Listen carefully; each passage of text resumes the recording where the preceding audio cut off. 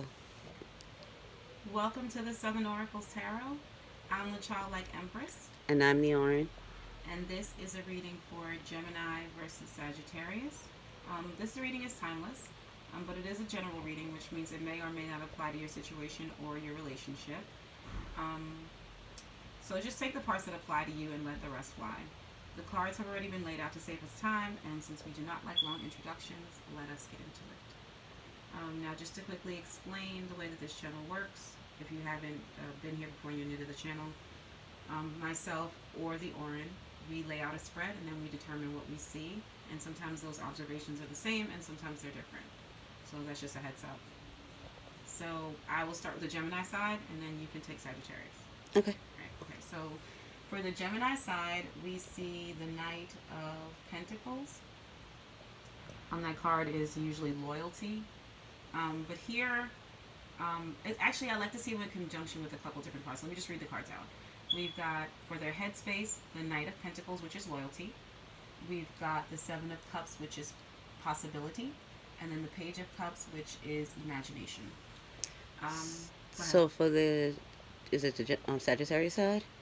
Yeah. Sagittarius side, we have the Empress, which is, I can't even say it. Queen of the Ocean. The Queen of the Ocean, which is Abundance. abundance. I can't say it. That's right. The next card we have The Five of the Wands, Five of Wands, and underneath it says which is competition. competition. And then we have the Page of Pentacles, and underneath it says opportunity. Right. Now, what binds these two together, what they have in common, and what they need in order for this relationship to work, is love. Now, that seems pretty simple on the surface, but I'm going to pull this card up so you guys can get a good visual of this card. So, just to explain it, if you see the love, there's a cup and there's a dolphin, which in itself symbolizes playfulness, a little bit of childlike behavior, and then there's bubbles coming out of the cup. And if you look at the dolphin, he almost looks like as if he's intoxicated. Okay, so what I see when I see that is that these two need a very what's the word I'm thinking of? Intoxicating kind of love. There has to be a certain element of new love or first love, like that first love that you've ever had. That drunken love. Yes, That yeah. drunken love feeling. Right, with when they're with each other, in order for this relationship to last. Okay. Like as if they were always in the honeymoon stage. Yes, the honeymoon stage of a relationship. That's pretty much descriptive of what these two need from each other in order for the relationship to work. So, what that means to a Gemini, or the Gemini in a relationship, and their headspace, you had the Knight of Pentacles, which is loyalty. And then I combined it with the Seven of Cups, which is possibility, because it kind of feels like to me, in the heart space, that they feel like that this person might love love a great deal of things. A lot of things might be important to the person that they're with, but with this Knight of Pentacles here on top, in their mind, they have to feel like they're more important than anything to that person. Which, on the contrary, on the Sagittarius side, it's similar. Right. In their heart space, of course, we have competition, and coupled with the Empress, I believe that means that they have to be above the competition, Yeah. above the rest. Right. That you love them above all. You choose them above everyone. I mean, the words that I hear, you're the best. They have to feel like they're the best in that situation in order for them to feel loved. Okay. And we can see almost with that Knight of Pentacles and that Empress, if you can see, he looks like he's courting her or chasing her. Mm-hmm. So. Yeah, so the interplay between the cards, you've got this Knight of Pentacles looking at the Empress's back, and with this competition card here, just with the Sagittarius, it almost looks like the Sagittarius needs to feel that they're being chased. Yeah. Or courted. Yes. Yeah. Yeah. They have to feel like they're the best, like you chose them above all others. I think the Geminis is a little bit more emotional, whereas the Sagittarius is a little more physical. They like to physically be chased, whereas the Gemini likes to be chosen. Excuse me. Excuse the noise in the background. Yeah, we have lives. We have lives, we got kids, we got husbands, we got all kinds of stuff. So, Yeah, the Sagittarius is more external, where this one is more internal. This person will drop whatever they're doing for the Gemini side for them. Whatever's important to them, this person is the most important thing. That's what I see with the Gemini side. Well, they have to feel like they're the most important. They have to feel like it, yeah. They have to feel like they're the most important thing in your life, right? With, yeah. To their Gemini, to their Sagittarius. They don't necessarily have to feel like they're the most important thing in your life, but they do have to feel like they're the best thing. Yeah. The best thing that ever happened to you. Whoever you ever dated, they are the best right. woman. They are the most beautiful woman, or the sexiest man you have ever been with.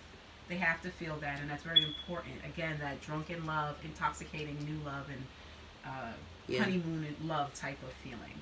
So, last but not least, what you need to do, the day-to-day, right? How do you live and your they life? mirror each other quite nicely. Very nice. We have the Page of Cups and the Page of Pentacles. Very young energy. Flirty. Yes. Fun. Playful. Yeah. Mm-hmm. And even with the dolphin in the middle, there's a sense of playfulness. You know, the dolphin is the sign of playfulness. So there's a very youthful energy to this love. I would say for the Gemini, especially with imagination, you have to make them laugh.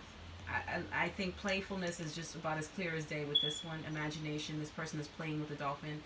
They need to feel like the person that they're with on day to day makes them laugh, makes life light. Even if you guys are going through hard times, that doesn't need to be something day to day that you focus on. They want you to focus on the laughter, the playfulness. That if I were to describe these three cards together, it'd be like a romance novel. They really do need that, like that, just a romance novel type of love. You know, swept off their feet, very playful. And we did pick up with this card, very romantic, yeah. 7 of Cups and this imagination, role play. Maybe not always being the same all the time with how you deal with them. Maybe one day, you know, you're playing. Maybe the next day, you know, you're a little more passionate. Maybe the next day, you know, just something different. I think they need to be kept on their feet with that. Well, as far as I see the Sagittarius, they need a lot of exploration, learning new things, and coupled with that competition card, the 5 of Wands, that might be a lot of role playing and fantasy. I see that. Yeah, and even with the discovery, maybe they don't always want to. Yeah, maybe they need to discover something new about you. All the time. Yeah. So maybe you need to be different people. This might be you. So in your heart space with these cups, you might need to show them different sides of yourself, or the different sides of your emotions. Well, that could be something they absolutely love about you. Or something that you need, right? That could be something they absolutely love about you, since they love exploration and learning something new about you. So day to day, if you can reveal different sides of yourself and different sides of your emotions, this might be something that this person enjoys about you. This is what binds you guys together, you know. And if they always feel like that they have to, your heart is not just given to them, or something that they need, that you always have to fight for their heart. It's not a given. You have to work for it. That's why you've got these wands here. Don't ever take for granted that they chose you, and don't ever take and for yours granted. isn't, they can't take yours for granted either. I see you have a lot of people or a lot of possibilities on your heart as well. Right. You guys should never ever take each other for granted. Always stay in that very romantic, new love. That freshman love. That's what it is, like freshman year. You know, you met your first love. First love is what we probably would say that's what this is. So don't take for granted that they chose you. In their heart, they really need you to understand that you beat out the competition, and that's important. And for them, you know, same. I would say that's definitely a link between the two of you. So, that's all the messages that I got. What about you? Yep, that's it for me. Okay, so if you guys resonated with this scenario and you are in a Gemini-Sagittarius relationship, please like, share, and subscribe.